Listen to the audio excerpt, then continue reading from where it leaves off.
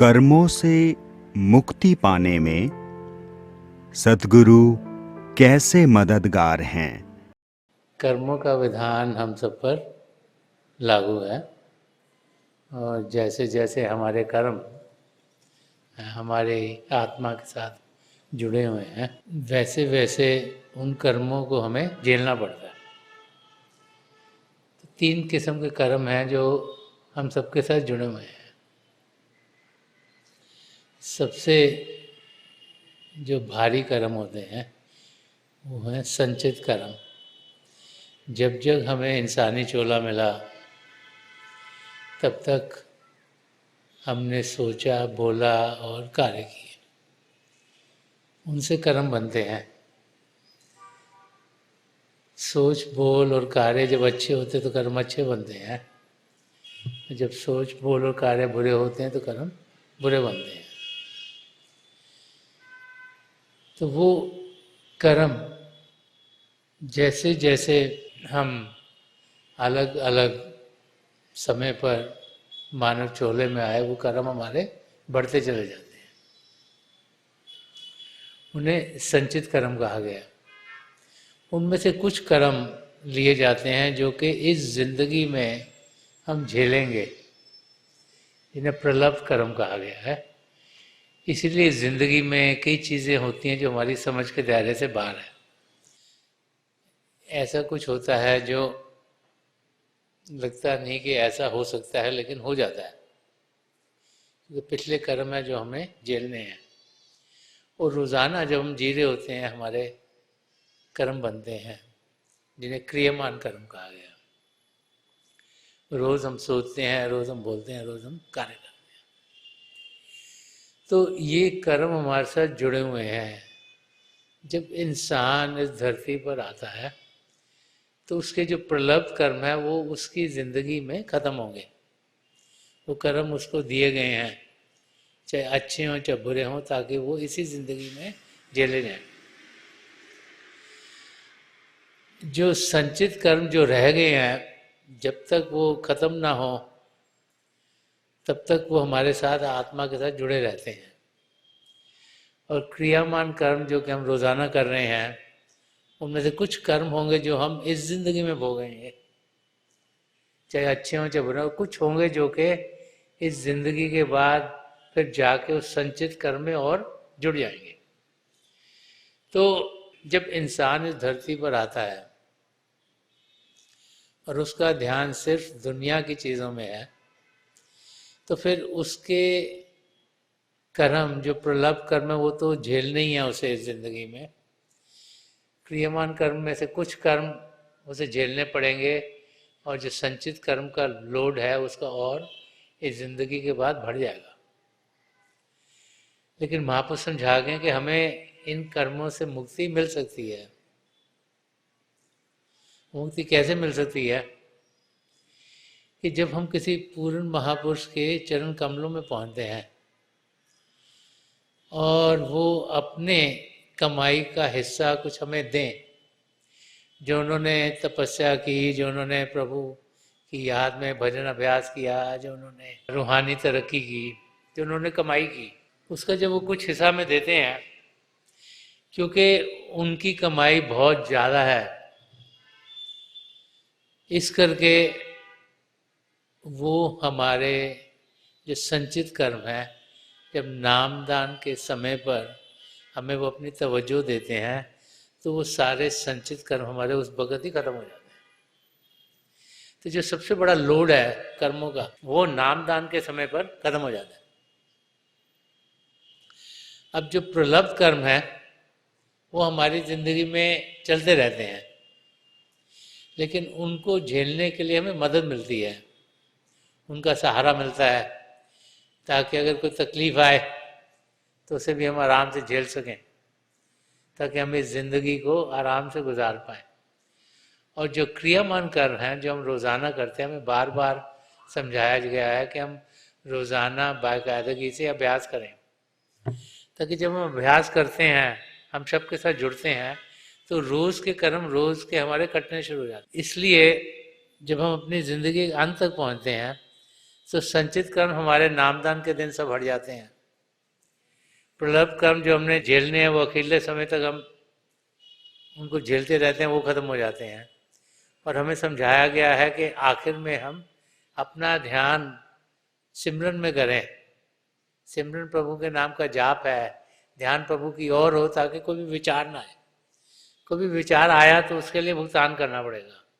तो जब सिमरन करते रहता है इंसान तो विचार आते नहीं हैं।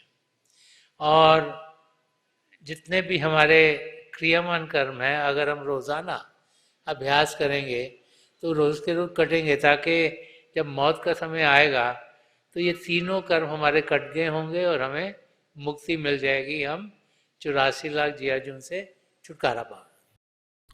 क्या सद्गुणों को अपने जीवन में ढालने से अंदरूनी तरक्की होती है? सद्गुणों का हमारी जिंदगी में ढालना एक पहला कदम है रूहानियत की मंजिल की ओर बढ़ने के लिए। तो जब हम सच्चाई के रास्ते पर चलते हैं, जब हम अहिंसा का रास्ता अपनाते हैं, प्रेम से जीते हैं, करुणा से जीते हैं, निष्काम सेवा भाव से जीते हैं, किसी के मददगार होते हैं, ह्यूमिलिटी से जीते हैं, नम्रता से जीते हैं, तो फिर अभ्यास के लिए बैठते हैं तो हम देखते हैं हमारी तरक्की ज़्यादा होती है, क्योंकि हमारे अंदर हलचल कम होती है। जिसके अंदर हलचल होगी वो तरक्की कर नहीं पाएगा। इसलिए सद्गुणों का हमारे अंदर होना ज़रूरी है, ताकि हमारा अभ्यास बढ़े। अब जैसे जैसे हम अभ्यास करते चले जाते हैं, वैसे वैसे रूह की पवित्रता और बढ़ती चली जाती है, उसकी सफाई होती चली जाती है। उस करके भी सद्गुण हमारे अंदर और आने शुरू हो जाते हैं। तो ये दोनों चीज़ें एक दूसरे को मदद करती हैं। हम अपनी तरफ से कोशिश करें कि अपने अंदर सद्गुणों को ढालें, और फिर हम देखेंगे कि हमारे अभ्यास बेहतर होंगे। और फिर जैसे जैसे भजन अभ्यास के लिए हम ज़्यादा समय निकालेंगे, हम देखेंगे कि आस्ते आस्ते सद्गुण हमारी ज़िंदगी में बढ़ते चले जाएंगे। तो एक किस्म का सर्कल है, एक चीज़ दूसरे को मदद करती है। काल के जाल से निकलने का साधन क्या है?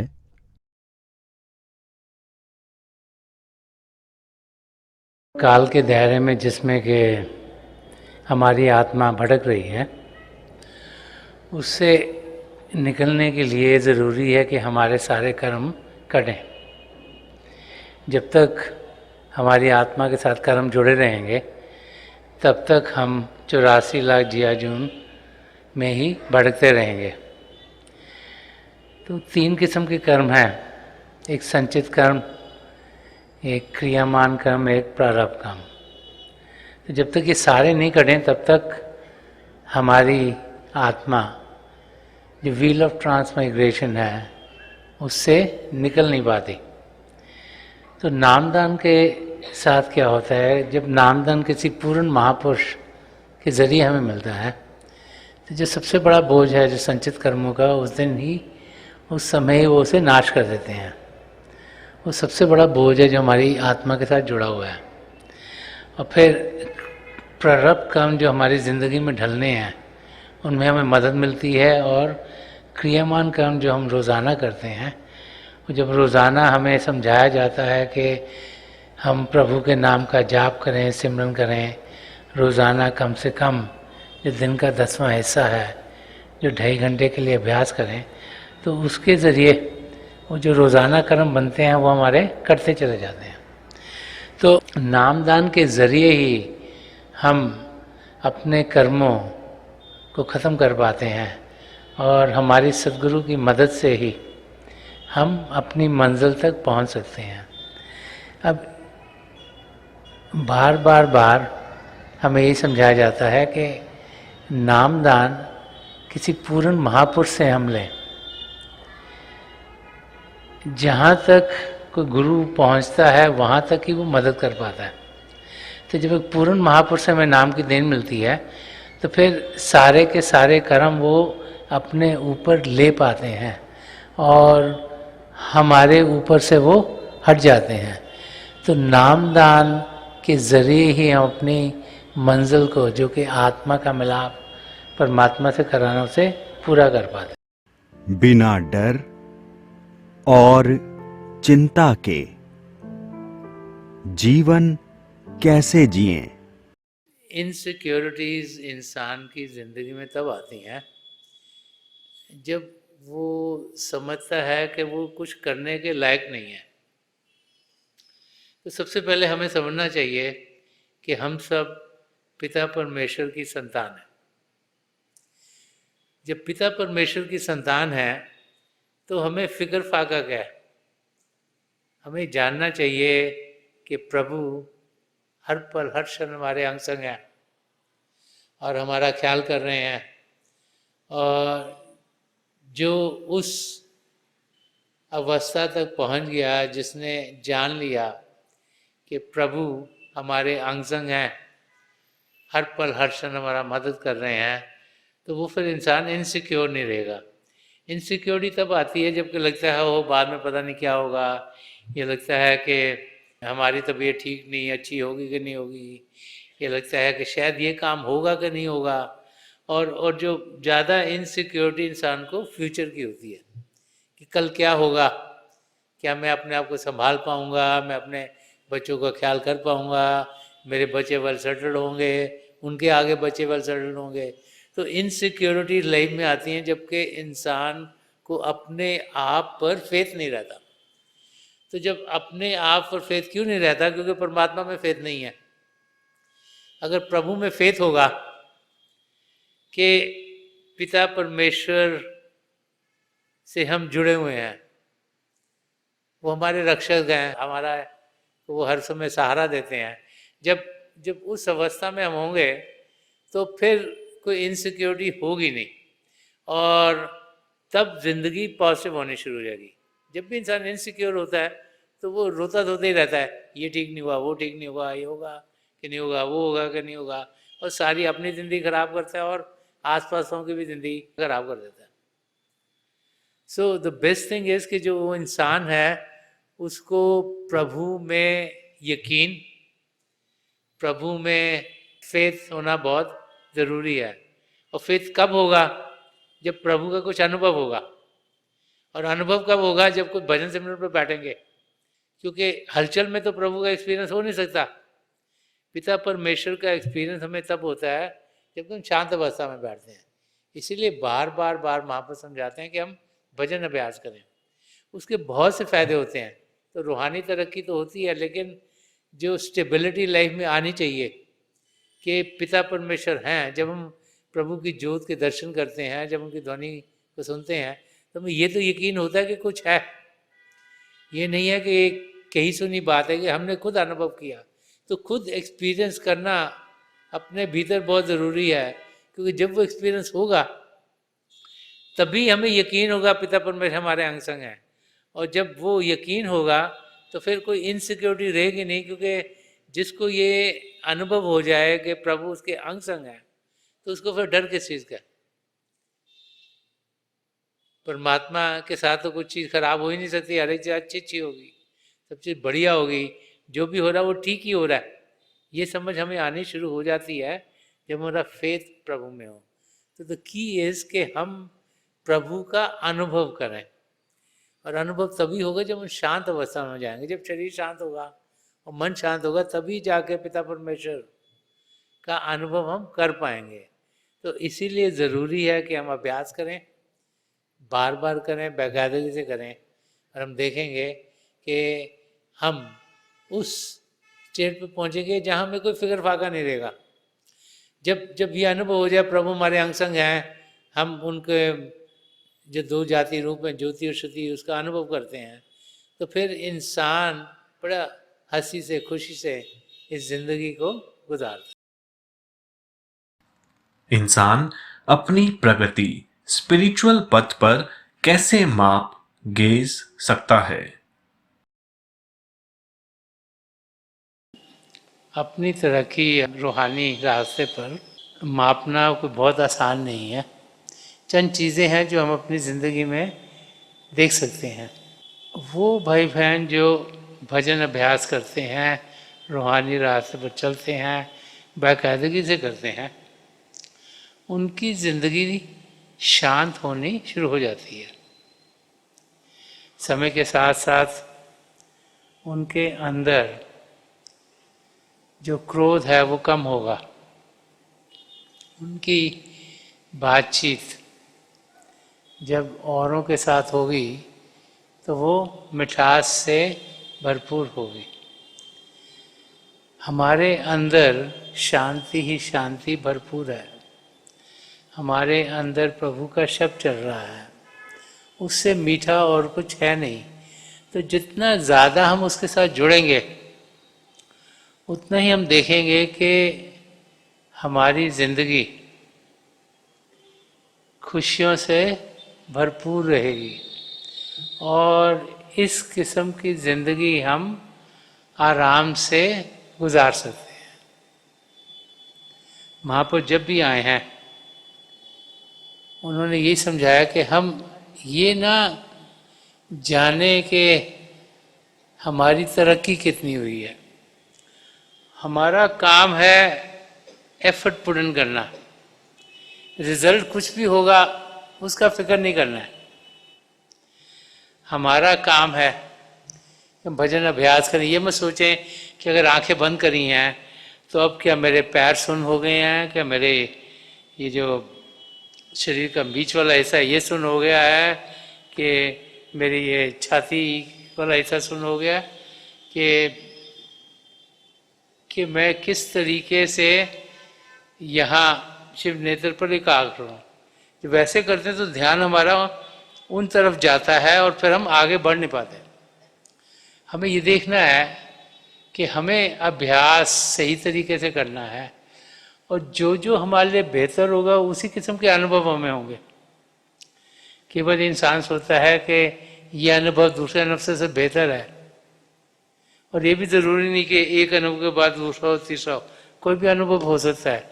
डिपेंड करता है कि हम कितने पैशन से बैठते हैं, कितनी लगन है हम में प्रभु को पाने की, और हम कितने प्रेम से प्रभु की याद में समय गुजारते हैं।